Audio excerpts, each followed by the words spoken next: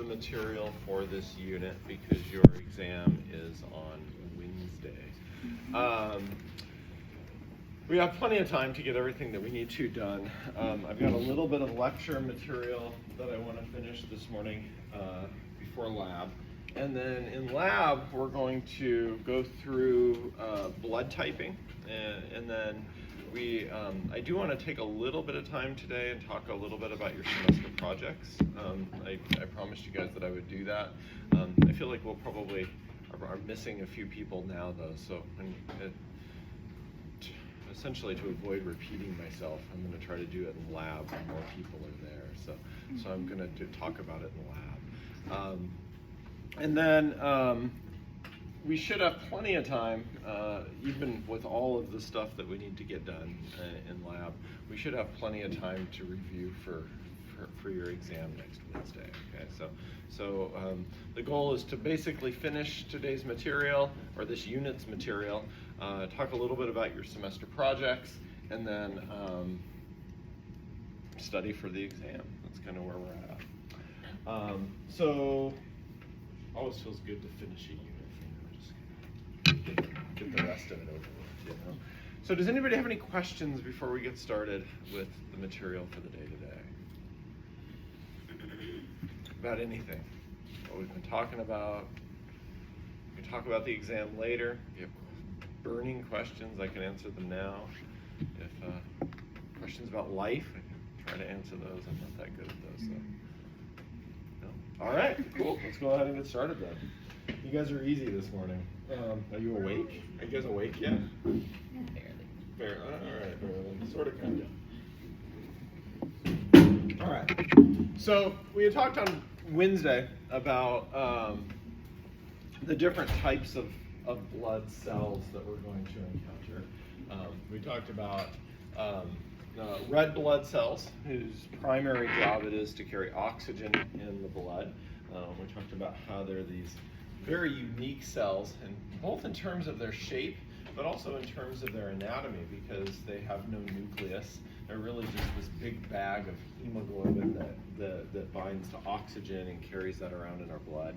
And then, of course, we also talked about white blood cells as well, and we spent most of the day on Wednesday in lab learning to identify those white blood cells, right? So we also know that those white blood cells all have different jobs. You know, some of them are important when we have parasitic infections. Others are very strongly phagocytic and so on and so forth. So they all have slightly different jobs, but they all function under that umbrella of immunity, right? And then we mentioned platelets very briefly. We said that their primary job is in clotting, right? And I want to elaborate a little bit on clotting today so that we can talk about that. But what I wanted to start the day with today is just the formation of blood cells.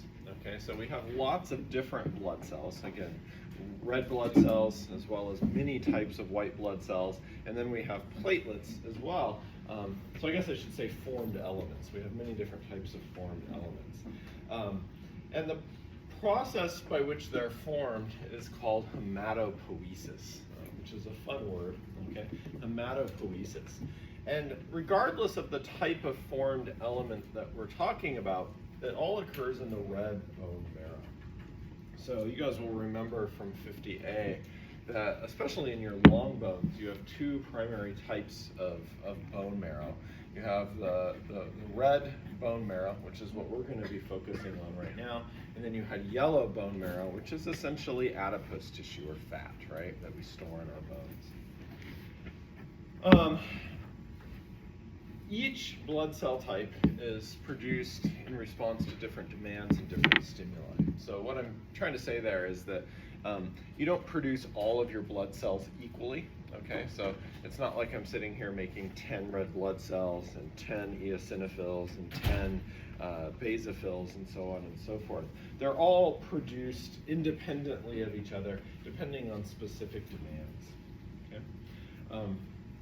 And again, even though there's a pretty wide variety of formed elements, they all come from a type of stem cell called a hemocytoblast. Okay, so what do you guys know about stem cells? Have you talked about stem cells in any of your classes? They use it for certain They are important for a lot of disease treatment. Yeah, they certainly can be. What else? What else do you know? A cell that could just basically be any. It's a cell that has the potential to become other types of cells, right? So, obviously you start out as one cell. We all did very, very early in our development, right? We had a sperm and we had an egg that sort of came together, and that was the first cell that was going to become you.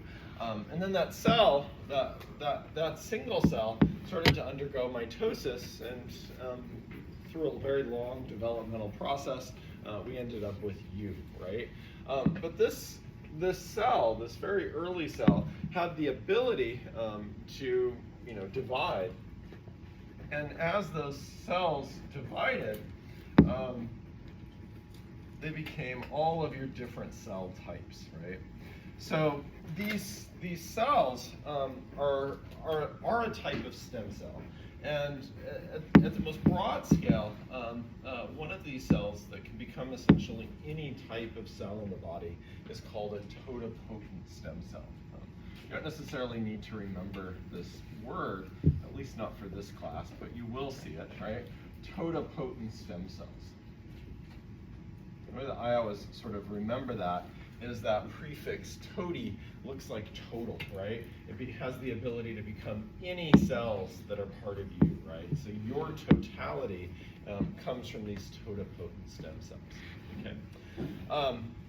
So we have stem cells that do have the ability to become any type of cell, but we also can have stem cells that have a little bit less range.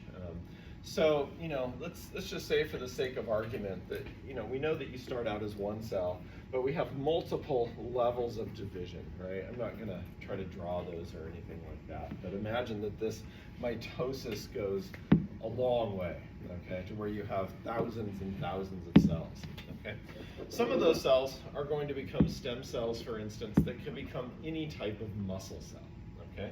So I might have a stem cell right here, okay, that has the ability to become any of the three types of muscle cell, right? Smooth muscle, skeletal muscle, cardiac muscle, okay? That's still considered a stem cell, okay, because it has the ability to become any of the three types of muscle, but it couldn't become a skin cell, for example, or something like that, right? So stem cells do have the ability to become other types of cells, or what we call differentiate into other types of cells, but some of them have more range than others. Does that make sense? Yeah? Okay. So this cell in our bone marrow that we call a hemocytoblast is considered to be a stem cell because it has the ability to become any of the formed elements that we have in our blood. But it couldn't become, a muscle cell, for example, right? So it's not a totipotent stem cell. It just is a regular old semi-specialized stem cell. The term differentiation means that once you become differentiated, your fate is somewhat sealed, right? So again, we have a stem cell right here that could become any of the three types of muscle. It's become differentiated to the point where it can't become a skin cell. Okay, this hemocytoblast is differentiated enough to where it can't become a muscle cell. So it can only become one of the formed elements of the blood. I know it's a little bit of a small diagram, and I apologize for that, but this is what your hemocytoblast might look like. And then we see that we have this differentiation into what we call secondary stem cells. Lymphoid stem cells or myeloid stem cells can become different types of formed elements. We see that those lymphoid stem cells can differentiate into lymphocytes, whereas myeloid stem cells actually can differentiate into all of the other types of formed elements. So erythrocytes, platelets, monocytes, neutrophils, eosinophils, and basophils. So we can kind of see what that family tree might look like. So we call these secondary stem cells because a myeloid stem cell can become any of these, okay? But it can't become a lymphocyte, okay? It can't become a lymphocyte. So we call them secondary stem cells for that reason. They're differentiated to such a point that they cannot become lymphocytes. So this is kind of what the family tree looks like. We're just kind of topically covering this. The development of blood cells. There's a little bit more to it, but for the sake of time and the sake of this class, we'll just kind of topically cover some of the basics here. As far as red blood cells go, they do need to be replaced continually. They have a fairly defined lifespan. And what makes them unique, of course, is that they have no nucleus, but that also kind of seals their fate a little bit as well, because they can't undergo mitosis. Without a nucleus or centrioles, you're not going to be able to undergo mitosis. So these red blood cells are made, and then eventually they need to be broken down, right? In fact, the other day we saw some of them being broken down by monocytes in our blood. A few of you had really good, kind of visualizations under your own microscope of those monocytes phagocytizing these red blood cells that probably have run the course of their life. An individual red blood cell typically lasts in our blood for somewhere between 100 and 120 days. So we're looking at somewhere around 3 to 4 months is the lifespan of our red blood cells. Keep in mind that all of them are essentially made at different times, right? So every 4 months you don't undergo a complete overhaul of all of your red blood cells. That would be crazy. But on an individual kind of minute-to-minute, day-to-day basis, you are replacing a subset of your red blood cells. And each one lasts about 3 to 4 months. When they're made, when they come from these hemocytoblasts and then the myeloid stem cells that come from those are cells that have nuclei. And in order to make that hemoglobin, we need a nucleus. Okay, we also need an endoplasmic reticulum. Hemoglobin is a protein, and so to make that hemoglobin, we've got to have the cellular machinery necessary for that, right? So we've got to have a nucleus with DNA in it, and we've got to have a rough endoplasmic reticulum and ribosomes to be able to make those. So what happens is that as these guys are kind of in their early life stages, we're just making massive amounts of hemoglobin, right? Just filling the cell up with this protein, hemoglobin. Eventually, what happens is the cell gets so full with hemoglobin, it starts to kick out the organelles, right? So the mitochondria get kicked out, Golgi apparatus gets pushed out of the cell. Eventually, the nucleus gets pushed out of the cell. The very last organelle to sort of hang out is just a little bit of rough endoplasmic reticulum to finish making the last little tiny bit of hemoglobin, and then eventually that gets kicked out as well. Okay, kind of right before a red blood cell kicks out the rough endoplasmic reticulum, it's called a reticulocyte. That reticulocyte has just a very small amount of rough ER left inside of it. We're taking advantage of that last little bit of messenger RNA that's hanging around in the cytoplasm. And at this point, that cell, that reticulocyte, has enough hemoglobin in it that it can actually act like a normal red blood cell. It can bind to oxygen and things like that. But within a couple of days, that last bit of rough ER is kicked out of the cell, and we're left with the erythrocytes that we're used to talking about. So it's kind of an interesting,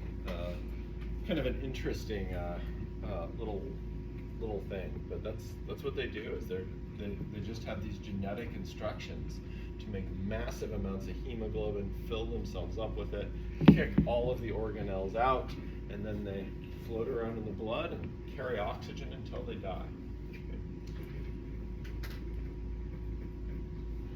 We'll talk a little bit more about it when we talk about the kidneys, but just kind of as a teaser right now, when they do die, we have to do something with them, okay? And the hemoglobin, as we said last time, is pigmented. This is what gives your blood its red coloration. So we actually end up with a lot of waste that we have to do something with, and much of it is pigmented. A lot of that waste will end up in your urine and your feces, and this is actually why you have colored waste, is because we have to break down all that hemoglobin. So the reason why your pee is yellow and your poo is brown is because of the massive amount of hemoglobin that we're breaking down on an almost daily basis. The waste that comes from that is pigmented, just like hemoglobin is. It's also why when the liver starts to fail, which is the primary point for the breakdown of red blood cells, when the liver starts to fail, that pigmented waste accumulates in our skin as well, and we get jaundice when the liver starts to fail as well. It's because that pigmented waste has to go somewhere, and it starts to accumulate in our skin when the liver starts to fail. We make red blood cells, like I said, on an almost continuous basis, but the rate at which we make them is governed by a glycoprotein called erythropoietin. Some textbooks will call erythropoietin a hormone. Some textbooks call it a glycoprotein. I think your book uses that latter terminology for that. Erythropoietin, though, is released from the kidneys, and its release is dependent upon blood oxygen concentration. So what we see here is a graphic where we have normal blood oxygen levels here, kind of like a seesaw or a teeter-totter. I don't know what the regional term is for that thing. You know what they are, right? You sit on them and bounce up and down with your friend, right? So we notice that when that seesaw is balanced, your blood oxygen levels are kind of normal and all as well.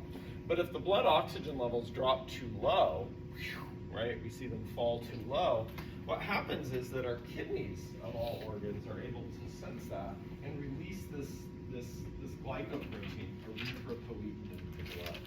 That erythropoietin is going to stimulate your bone marrow to make more red blood cells. That should add more hemoglobin to your blood, and you should increase your blood oxygen carrying capacity as a result of that to bring your blood oxygen levels back to normal. Okay, that won't always be the case. It kind of depends. We'll talk a little bit more about this in our next unit, but what are some instances in which you might, or well, maybe not you personally, but you might see reduced blood oxygen levels?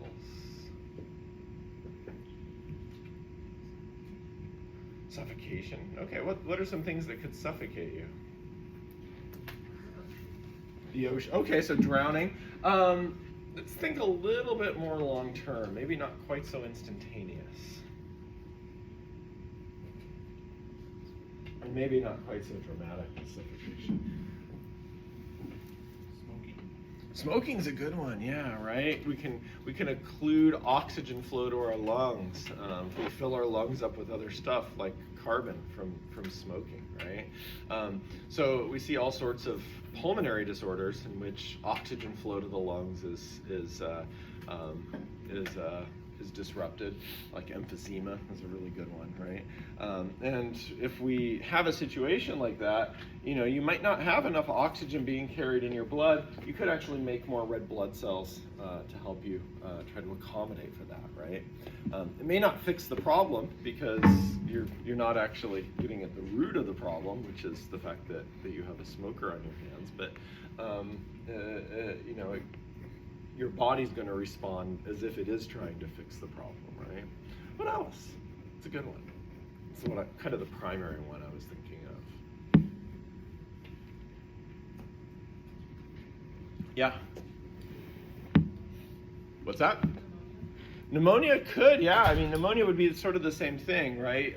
Not as chronic necessarily as emphysema, but over a long period of time, it could definitely include that.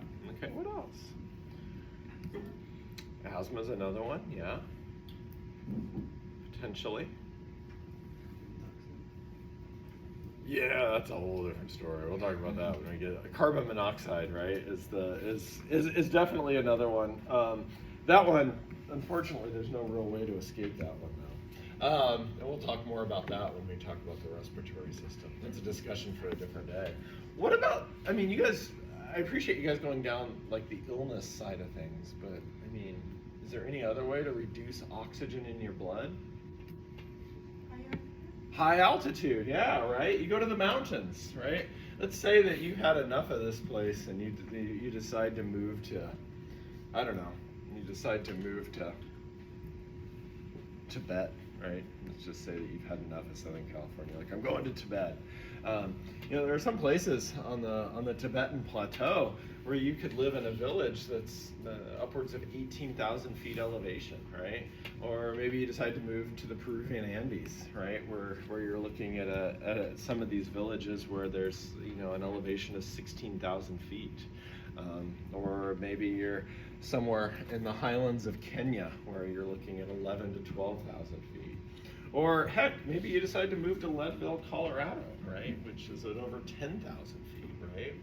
When you do that, you're living in a reduced oxygen environment. We'll talk about that a little bit more when we talk about the respiratory system in a couple of weeks. But when you do that, you're definitely reducing blood oxygen levels, and you're going to see that your body responds by making more red blood cells, right? So we don't have to be sick. We can just move or take an extended vacation, and your body's going to respond by making more red blood cells. All right? So there's lots of different ways that this can sort of come about. You do not need to memorize this. Please don't freak out. But this kind of shows the life cycle of a red blood cell. And what I wanted to kind of show you here is that we're making these red blood cells in our bone marrow, okay, under the direction of erythropoietin. But again, we're going to have to get rid of these guys. So they are destroyed by macrophages. Again, we were able to see a few of those the other day, those monocytes doing their job. And then we have to get rid of that waste in a couple of different ways. That hemoglobin is broken down to something called bilirubin in the liver. And that bilirubin is going to have to be excreted somehow, and that's what comes out in our feces and in our urine. And that's what accounts for our pigmented waste. But again, don't stress about this one. You do not need to memorize this diagram. It's just kind of an interesting life cycle of a red blood cell. Leukocytes. Let's talk for a couple of minutes about leukocytes. So leukocytes, your white blood cells, again, they all have different jobs, right? So they aren't all produced equally. They're made according to the demand that's being placed on the body. If you have malaria or if you have a tapeworm or something like that, you're going to see that you're going to be making more eosinophils. If you've got the flu, you're going to be making more lymphocytes, you're going to be making more neutrophils, et cetera, et cetera. And there's a whole bunch of chemicals that govern the production of white blood cells. Those chemicals are called colony stimulating factors. We're not even going to try to go down and name all of them. There's a bunch of them, and it's way beyond the scope of this class. But the chemicals responsible for stimulating white blood cell production are called colony stimulating factors. Okay. As you probably could guess, the proportions of your white blood cells are always changing depending on demand, right? So if I were to take your blood sample right now versus heck, even tomorrow, right? I mean, the wind is supposed to blow all day today. You've probably already noticed it's kind of windy outside. If you're sensitive to that and you have allergies, we might see that you have spikes and basophils and stuff like that. So if I were to take your blood at the same time tomorrow and you're particularly sensitive to the wind, we might see that your white blood cell profile has changed just in a 24-hour period, right? So we can definitely see those sorts of things occurring. So your white blood cell profile is changing pretty rapidly and almost continuously.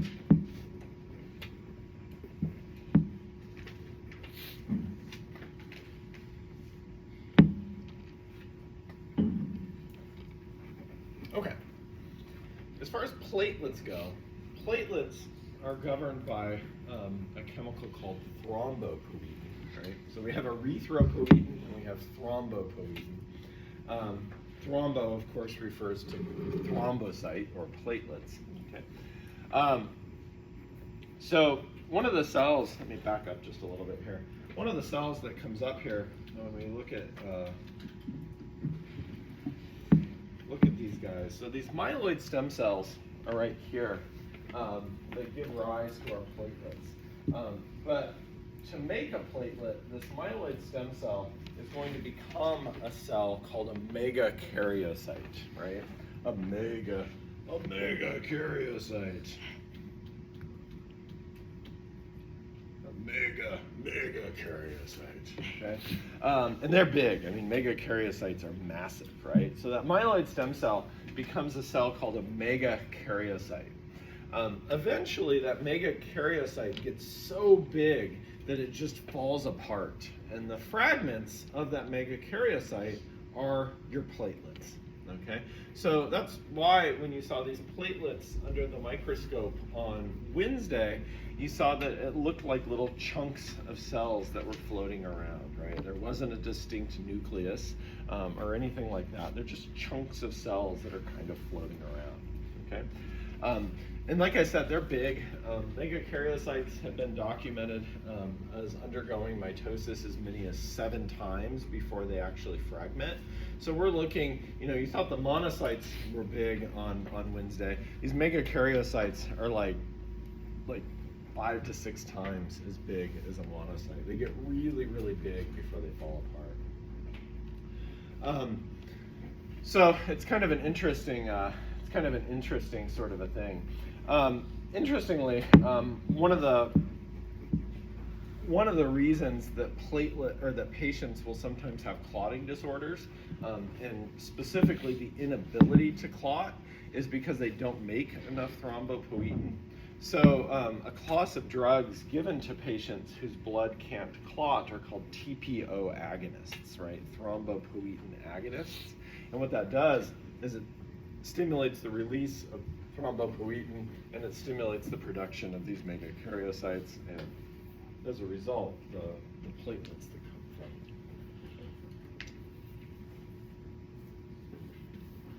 from. Okay. So, again, there's obviously much more to say about all of this, but we're just kind of very topically covering the production of blood cells. Do you guys have any questions about the production of erythrocytes, leukocytes, or platelets?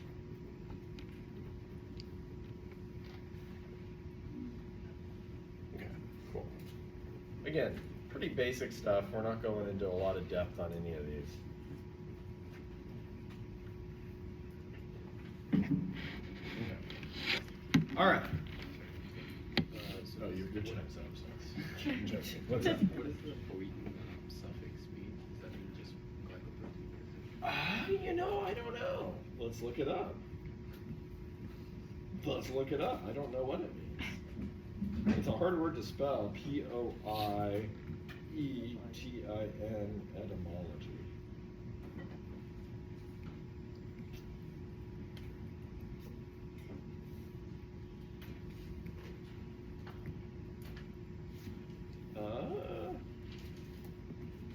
Well, so I think it means maker. It comes from the ancient Greek for maker.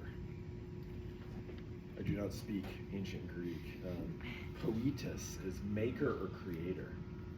So erythropoietin literally means red maker. Erythro comes from the Greek for red, so it literally means red maker. So I would imagine thrombopoietin refers to platelet maker. So that's yeah, comes from the Greek maker. So there you go. I'm glad you asked. I wouldn't have known that today, but maybe because of that I could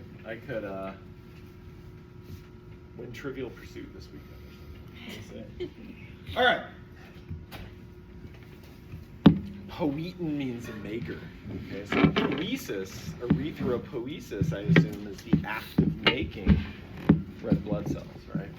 All right. All right. So the next thing that I want to talk about, and again, we're just gonna like barely scratch the surface of this one. I guess today's the day where we barely scratch the surface of things, but we're just gonna scratch the surface. Is hemostasis. So how do we stop bleeding, right? One of the things that I think is really unique about our blood is that it has this ability to selectively form these clots so that when we have a damaged blood vessel, the blood just doesn't all run out and we die, right? It has the ability to stop itself from bleeding. So how does that occur? The process by which it occurs is called hemostasis. Hemo, of course, refers to blood, and stasis means same state, right? So basically what you're doing is you're maintaining a constant state of blood inside of your body, right? I'm going to preface this by saying that we are only going to scratch the surface because the molecular cascade that occurs for you to stop bleeding is like one of the most complicated molecular cascades that we know of in the human body. There's a lot going on here. So like we could literally spend a week just talking about this process and still not cover it all. So we're going to go over the basic steps. I'm going to give you guys kind of a brief overview of what happens, and then we're just going to kind of leave it alone because there's a lot here that we could talk about if we had the time and you know, if we didn't have other things to talk about. So there are three major steps in hemostasis. Okay. The first one is vascular spasm, and I'll talk about what that looks like and why we do that here in just a couple of minutes. The second one is the formation of a platelet plug, and then the third and final one is the actual coagulation or clotting of the blood. Okay? So I'm going to show you guys a diagram, and I'll talk about these three steps: vascular spasming, platelet plug formation, and the formation of the clot. So in this diagram, it kind of is going through the process. This is about the most simplified diagram that I could imagine, or that I could find. But what we have right here is we have a blood vessel in cross section, and you can see right here that that blood vessel's been damaged, right? This person has cut themselves, they've torn the endothelial cells and the connective tissue, and now we have a hole in that blood vessel, right? Okay, so what do we need to do to stop that? Okay, the first thing that your body needs to do is it needs to reduce blood flow to that particular vessel. Okay, what did we say is the method that our body uses to reduce or increase blood flow to a particular blood vessel? What can we adjust about our blood vessels to have that occur? The radius, vasoconstriction, and vasodilation. Vasoconstriction, I think I heard it from a few people, but vasoconstriction, vasodilation, right? The diameter of the blood vessel is the key. That is the, you know, as the Mandalorian would say, this is the way, right? So we need to constrict that vessel. So the vessel, when it's damaged, those torn or those damaged cells give off chemicals, and they cause the blood vessel to start to constrict. Okay? The other term that we use for this is vascular spasm. Okay? By constricting, okay, by allowing that blood vessel that's damaged to constrict, by definition, we're going to reduce blood flow to that particular blood vessel, right? We're not going to cut it off completely, but we are going to reduce the blood flow. By reducing the blood flow, you're just, you know, by default, going to lose less blood. Okay, so that blood vessel starts to spasm or constrict almost immediately once it becomes damaged. Okay. Now, simultaneously to that, what's going to happen is that the platelets are going to start to gather in that area. The platelets are actually responsible for platelet plug formation. They give off serotonin, which causes the blood vessel to spasm. They're responsible for vascular spasm. The platelets give off serotonin, which causes the blood vessel to spasm. But they also give off chemicals that draw more platelets into the site. Okay? So what those platelets do, is they start to stick and adhere to each other in that area of damage. So we see right here that those platelets are starting to stick into that area that's been damaged, and they're starting to form a plug. Okay? It's not a great plug, but at least it's going to slow things down just a little bit, right? So those first two steps, the formation of the platelet plug and the vascular spasming, are kind of occurring at the same time as each other. It's not necessarily a sequential thing. They are kind of occurring at the same time. We're reducing blood flow, but at the same time, we're starting to fill that damaged area with platelets. The reason that those platelets stick the way that they do is because the blood vessel, of course, has an outer layer of connective tissue. It has that tunica externa, which largely is connective tissue. There's a lot of collagen fibers in there.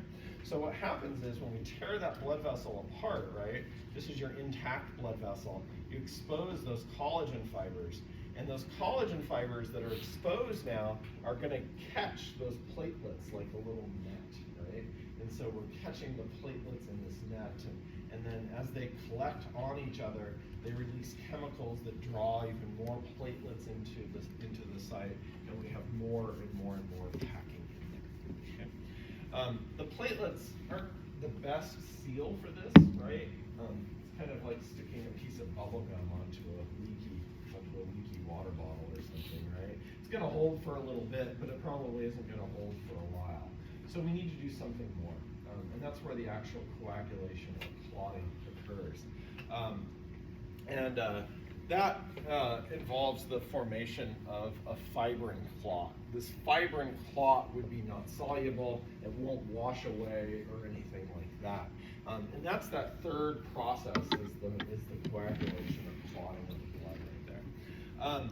This is where things get a little bit wacky. You'll notice here there's a lot of terms.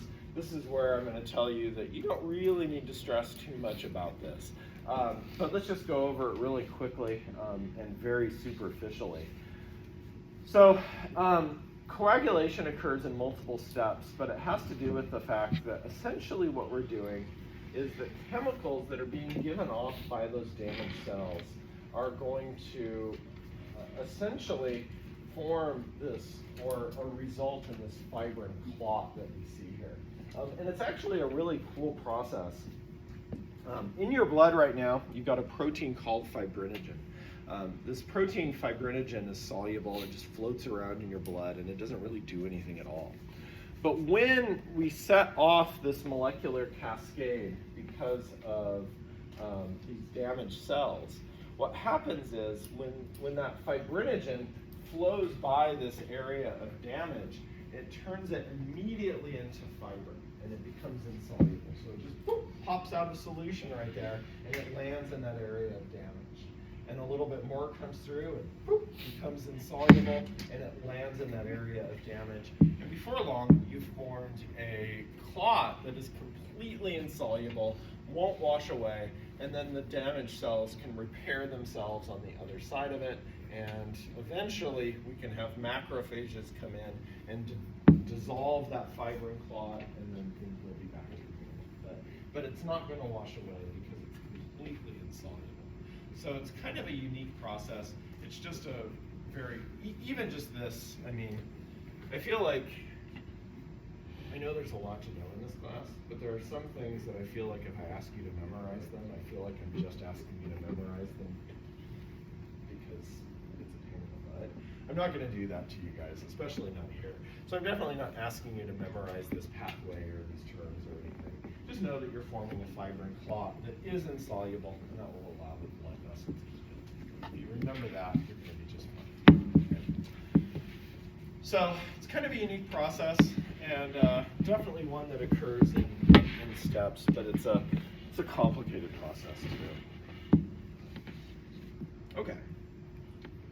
So 3 steps: vascular spasming, platelet plug formation, and then coagulation. And there we go. All right. How are we doing on time? We're doing great on time. All right. So I'm almost finished actually with blood. I guess I am done. I want to talk about blood typing today in lab. Let's go ahead and actually set things up right now for blood typing, since we're here and we have time. And then what we'll do is we'll get into it when we get into lab today. Remember, you do have a quiz in lab on blood vessels today, so we'll take care of that, and then we'll do some blood typing. So blood typing, the whole idea behind blood typing is that you have your blood cells, okay?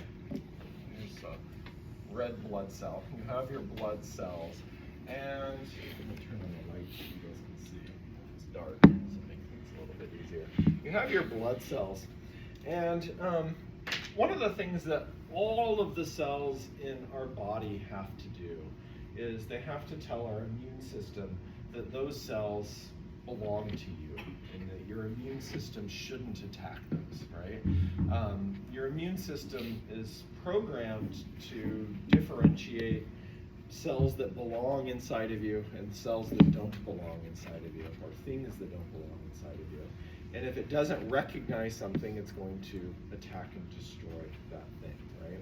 So we need to have something that tells our cells or our immune system that these cells belong to us. And so on every single cell in your body, whether it's a red blood cell or a liver cell or a stomach cell or whatever, every cell in your body, we know have proteins that are expressed on the cell membrane, right? We learned about this in 50A. Those proteins do a whole lot of different things, right? Those proteins can be receptors for hormones, they can be channels for ions, they can do a whole bunch of different things. But some of those proteins essentially are identification proteins, right? It's like an ID badge for your cells, right? So we have little proteins that are expressed, and that little protein is going to tell your immune system, hey, this belongs to Dr. Russell, don't attack it, right? That's the message that's being sent, okay? Those identification proteins are called antigens, okay? Those identification proteins are called antigens.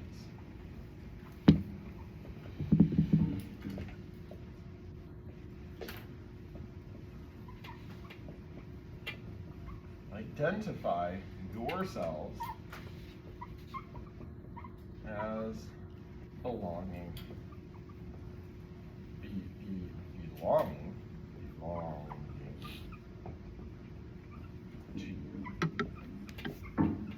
Okay, so antigens identify your cells as belonging to you. Okay, again, when your immune system encounters foreign antigens, that's when it goes into attack mode and works to destroy whatever it is that it encounters. Okay. So antigens identify your cells as belonging to you. All right. Let's say that you do have a cell, or a bacterium, or a virus, which isn't a cell, but you've got a cell that makes it into your body that isn't you, right? There's a foreign cell, okay, and the antigen that it has is definitely one that your immune system doesn't recognize, right? One of the first things that usually happens when we have a foreign cell with foreign antigens is we have an immune system cell that will encounter that, okay? Here's your immune system cell right here, okay? Right, there's your immune system cell right there. And it encounters this and says, uh-oh, that doesn't belong, okay? So what it can do, what this guy often will do, hey, I give it a nose. What this guy will often do is it will make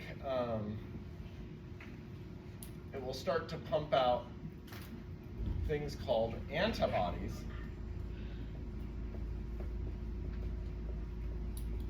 It will start to pump out things called antibodies that will essentially glob onto this cell, right? Right? It will glob, all those antibodies will stick to this foreign cell. And what they do is they essentially mark it for destruction, right? Those antibodies are the flag that say to other immune system cells, this one needs to be destroyed, okay? So that's the way that it typically works, right? So we have a couple of things at play when we start to talk about blood types. We have antigens, which are the proteins that your body makes to identify your cells as yours. And then we also are going to have to talk about antibodies, okay? I don't think that this concept is particularly hard, but I think what is hard is the fact that we have terms that sound really similar to each other, right? We have two terms here with the word anti as a prefix, right? So I guess my advice would just be when you're studying this, just be really careful with the words that you're using, right? So that you're using them correctly. And the more that you do it, the more it will make a little bit of sense. Okay? Any questions so far though about antigens and antibodies? Even though we don't talk about the immune system, we kind of have to set the stage a little bit, right? Yes? Antibodies mark foreign cells for destruction.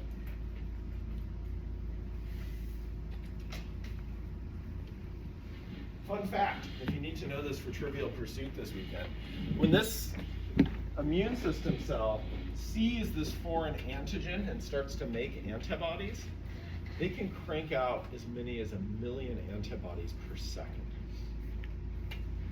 which blows my mind, right? 1 million times per second. That's a lot of antibodies, right? That's crazy. Okay, so a discussion here of antibodies and antigens. Let's go ahead and take a look at some blood types, right? So antigens are just proteins. How are proteins made? You don't have to go through the whole process, but where do we find the blueprint for all of the proteins that we make in our body? DNA, where do you get your DNA? Mom and dad, right? Okay. I thought you meant literally where.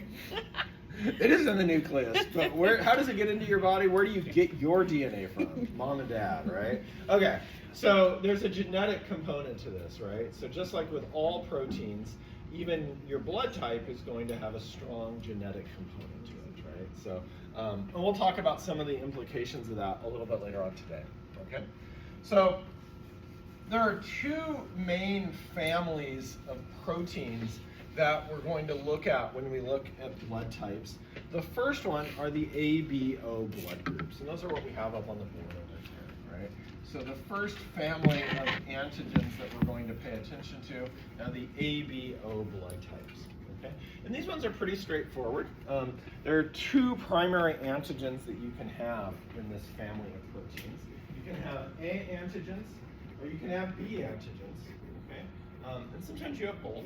Okay, and sometimes you have none. It just kind of depends, again, on genetics. Okay, so if you have blood cells and you make A antigens to identify your blood cells, you have type A blood. If you make B antigens, you have type B blood. If you happen to make both of those, what do you think your blood type is? AB. AB. Hey, you guys got it. And then if you make none of them, if your genetic instructions tell you to make no antigens at all, you have type O. Okay? Think about the O as a big zero, right? The O is a big zero. You make no antigens, no AB antigens at all. Okay? Does that make sense? Easy, right? I like things that are easy. So here we have a couple of examples. Let me dim the lights once more. Here we have a couple of examples of this. So this is type AB blood. If we look at this person's red blood cell, you'll see that it has A antigens on its surface. It has B antigens on its surface, right? Because they're making both of those. Somebody with type B blood, we see that they only make those B antigens on the surface of their cells. People with type A blood, only A, and then finally people with type O, and we see that there are no antigens on those red blood cells at all, okay? The other side of the story, of course, are the antibodies, right? So if you have type B blood, for instance, you'll notice that this person has those B antigens on the surface of their cells, but they make antibodies. They're called anti-A antibodies, okay? So what that means is that if this person were to get a blood transfusion from somebody who's either type A or type AB, what could happen is that those anti-A antibodies would glom onto those cells and mark them for destruction. Okay, we call that agglutination. The blood cells would literally clump together in your blood. They would be marked for destruction, and then you'd have massive phagocytosis of all of those cells. It's definitely a situation that we want to avoid. Okay. The same thing is true for people with type A blood. They make anti-B antibodies, right? So if this person were to receive a blood transfusion from type B or type AB blood, anything with B antigens in it, we would see a similar thing occurring. We'd see the agglutination of those blood cells, and we'd see that we have destruction, right? Again, not a great situation. And then, of course, people with type O blood make both types of antibodies, anti-A and anti-B. What this essentially does is it really dictates what type of blood you can receive in a transfusion, right? So people with type AB blood are actually the easiest because they do have both types of antigens. They don't actually make any antibodies at all. So people with type AB blood can actually receive blood from any of the other blood types. We call them the universal recipient as a result of that. Okay. People with type B blood can only receive type B or they can receive type O. And the reason they can receive type O is because type O blood doesn't have any antigens on its surface, and it's people with type O blood are often considered to be the universal donor as a result of that. Okay. So one of the things that I'll ask you guys to do is as you're studying this, think about what type of blood each blood type can receive in a transfusion, right? It's a little bit of a thought experiment, but just kind of think about this, right? Can somebody with type B blood receive type AB blood? The answer, of course, is no, because there's A antigens there, right? And because of the antibodies that they make. Okay. So any questions so far about this? We'll, of course, go over this again today in lab because we're going to do some blood typing, but are there any questions right now? Okay, real quick then, before we break, the other family of proteins that we have to pay attention to are called the RH antigens. Okay, so we have the ABO blood types, and then we have the RH antigens as well. That's the other big family of proteins that we have to pay attention to when we look at blood typing and blood transfusions. Okay. Sometimes the RH antigens are called the D antigens, but RH is kind of the traditional name of these guys. They actually get their name because they were first discovered in rhesus monkeys, which is obviously a close relative of us. It's another primate. Rhesus monkeys, that name rhesus starts with RH, and that's where the RH comes from there. These ones are a lot simpler than ABO blood types. You either have RH antigens or you don't have them, okay? If you have them, you're RH positive. If you don't have them, you're RH negative. So when we talk about somebody's blood type being type O positive, that's where that positive comes from, is the fact that they make these RH antigens, okay? And if we talk about somebody as AB negative, then they have A and B, but they don't have RH, okay? So that's kind of where it comes from. So we'll talk a little bit more about these guys in lab today as we take a look at this, but that's the other main family of proteins, okay? Blood typing is fairly straightforward. We only have two families of proteins with literally just, a handful of different combinations. When it comes to things like, this is just an aside, but it's interesting, right? When it comes to things like organ transplants, the situation gets a lot stickier. If I have an organ, I have multiple cell types that I have to match. So I can literally be looking at a grid with hundreds or even thousands of different antigens that I have to try to match up. And because this is often, these proteins are all genetically inherited, that's why with organ transfusions, the best match is usually a close relative, because you've got to have literally hundreds or even thousands of proteins matching up instead of just 3. So it's a lot more of a complicated situation. It's way easier to find a match for a blood transfusion than it is an organ donation. Anyway, all right. In 10 seconds it will be 9 o'clock. So I think we timed it perfectly once again. We'll run through this again really quick in lab. We'll do some blood typing.